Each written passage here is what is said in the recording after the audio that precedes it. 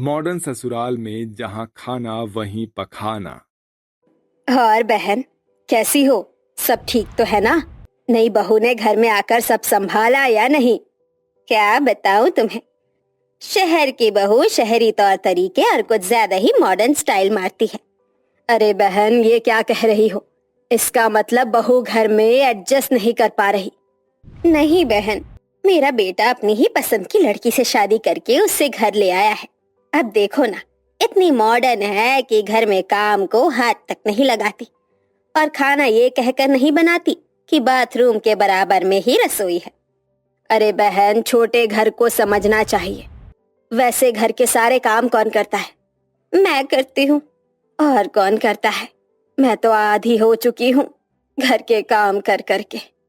अरे तभी मैंने तुझे कहा था कि अपने बेटी की शादी थोड़ा सोच समझ कर करना, और ज्यादा अच्छा होता कि तुम गांव की लड़की से शादी करवाती अपने बेटे की।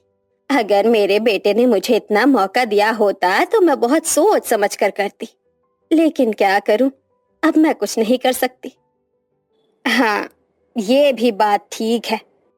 वैसे तो मेरी बहू अभी रसोई में ही काम कर रही है। चलो, तुम्हारे लिए चाय बनवा देती हूँ। गीता ऐसा कहकर रसोई में जाती है, जहाँ उसके जाते ही बर्तनों के टूटने की आवाज आने लगती है।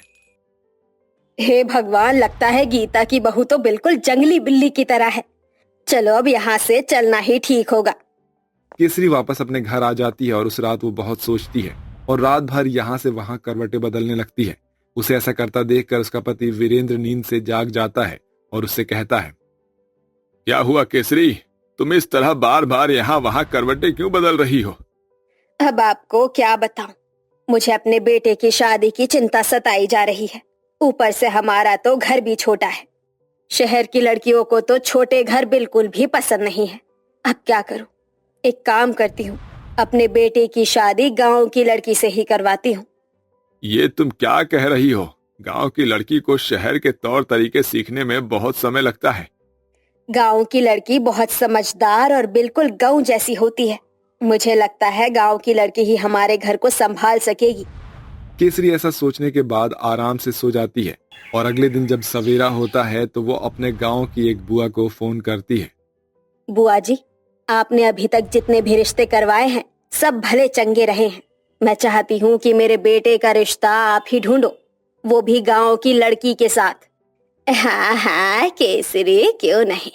देख, 2-3 दिन में ही मैं तुझे बहुत अच्छी सी सुंदर सुशील संस्कारी लड़की की फोटो भेजती हूँ रिश्ते के लिए। अंगूरी का गांव के हर एक घर में उठना बैठना था। उसे पूरे गांव की कुंवारी लड़कियों से लेकर कुंवारे लड़कों तक का पता था।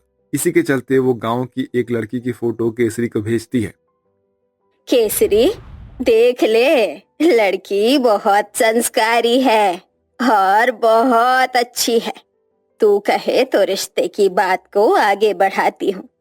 लड़की तो बिल्कुल साफ सुथरी और समझदार लग रही है। ठीक है बुआ जी, आप शादी की बात को आगे बढ़ाइए। केसरी के कहने पर अंगूरी रिश्ते की बात को आगे बढ़ाती है। केसरी के जाए बिना ही रिश्ते की बात पक्की हो जाती है। कुछ समय में वो शादी की तारीख भी निकाल लेते हैं। मैं जिस लड़की को मैंने आज तक देखा नहीं है उससे मैं शादी कैसे कर लूं? इस घर की भलाई चाहता है बेटा तो तू शादी कर ले। मेरी बात मान, तू बहुत सुखी रहेगा।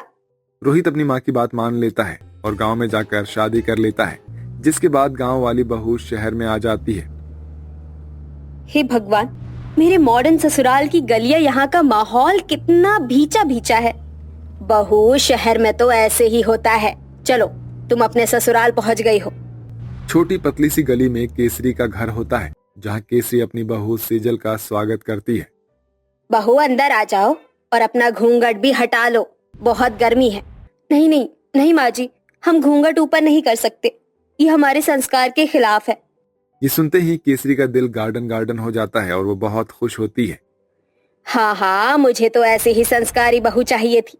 ये लड़की मेरे घर को अच्छे से संभाल लेगी। केसरी सेजल के साथ बहुत अच्छे से रहती है। गृह प्रवेश के बाद वो उसे अपना घर दिखाती है। ये एक कमरा है जिसमें मैं और तेरे बाबूजी रहते हैं। ऊपर एक कमरा है जहाँ तुम और मेरा बेटा रहोगे। ये हमारे घर का बाथरूम है और इसी के बराबर में ये रसोई है।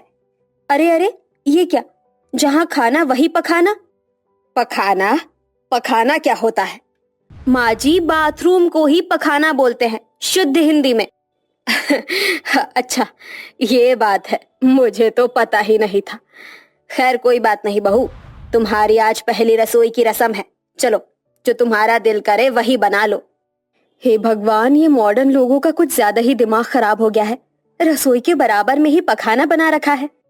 ये लोग कैसे पखाने के बराबर में खाना कर सकते हैं? मेरा तो बिल्कुल भी दिल नहीं मान रहा रसोई में कुछ बनाने का। सेजल मन मार कर रसोई में जाती है और वहां वो अपनी पसंद से हलवा बनाना शुरू कर देती है। लेकिन उसी वक्त वीरेंद्र के पेट में गड़बड़ शुरू हो जाती है। लगता है मेरे पेट में दर्द शुरू हो गया है। मुझे मुझे फ्रेश होने जाना चाहिए। उसी वक्त सेजल रसोई में खाना बना रही होती है और उसी वक्त वीरेंद्र भी बाथरूम में चला जाता है। जैसे ही वो फ्लश करता है, सेजल को बदबू आ जाती है। आय हाय हाय, कितनी सड़ी हुई बांस जैसी बदबू आ रही है। हमारे गांव में जहाँ रसोई होती है वहाँ पखाना तो कभी नहीं होता है। तभी वीरेंद्र बाथरूम से बाहर आता है। चलो अच्छा है, पेट साफ हो गया, अब हलवा आराम से खा सकूंगा। वीरेंद्र ऐसा कहकर अंदर चला जाता है, लेकिन तभी सेजल को बहुत तेज उल्टी आने लगती है और वो रसोई से बाहर निकल कर आ जाती है। माँ जी, ये सब क्या है? सुना था शहर के लोग बड़े पढ़े लिखे होते हैं और वो समझदारी से हर काम करते हैं। अरे अगर आप थोड़ी सी समझदारी दिखाती तो रसोई के बराबर में ये नहीं बनवाती। ये सुनकर केसरी मायूस हो जाती है। क्या करे बहू, शहर में रहना कोई आसान बात नहीं है। यहाँ की जमीन आसमान को छू रही है। बहुत ही मुश्किलों से हमें ये जगह मिली थी। एक एक पाई जोड़कर हमने ये मकान खरीद कर बनाया था और हमारे पास इतनी जगह ही नहीं थी कि हम रसोई में अलग बाथरूम बनवा पाते। ये सुनने के बाद सेजल बहुत ज्यादा शांत हो जाती है, क्योंकि गांव के खुले वातावरण में रहने के बाद उसे इतनी कम जगह में रहने में बहुत ज्यादा प्रॉब्लम होती है। इसी की वजह से वो कई दिनों तक कुछ खा भी नहीं पाती। क्या हुआ सेजल, तुम कई दिनों से खाना क्यों नहीं खा रही हो? पता नहीं क्यों, बहुत घुटन सी महसूस होती है, इसीलिए मैं सही से खाना नहीं खा पाती हूँ।